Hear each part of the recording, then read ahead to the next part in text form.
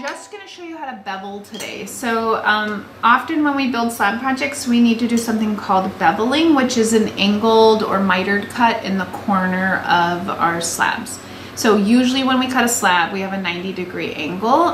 We have a something that's parallel to the table and perpendicular, which is 90 degrees.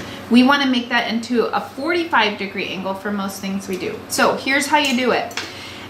You have to know how thick your slab is. So if my slab is a 1/4 inch thick, which this one is, then I'm going to create my bevel a 1/4 inch from the edge. So what do I mean by that? Put your ruler along the edge of the side you want to bevel and mark at the 1/4 inch mark. So I'm going to put a marking there, and I'm going to put a mark a little further down at the 1/4 inch mark. I do 2 marks so that I have a place to line my ruler up, and I know that it's now going to be parallel to that edge. So because my slab's a 1/4 inch thick, I make a 1/4 inch inset where my ruler goes. And then all you have to do is hold a cutting tool. I like to use a fettling knife. It's a little longer than the blade tools, but you could use either.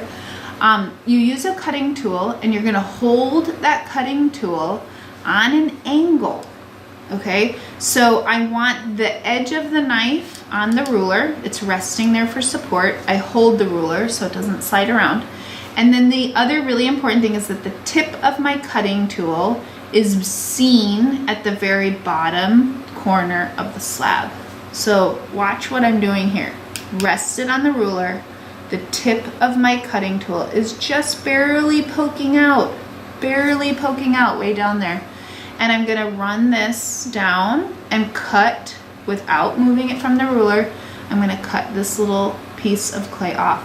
I've basically cut the top corner off. And what do I end up with? I end up with a 45-degree angle.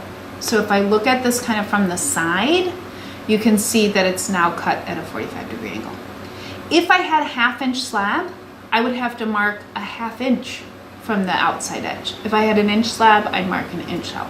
So that's how you get your 45 degree, is make sure that no matter how thick your slab is, you keep that same thickness when you move over to cut your bevel.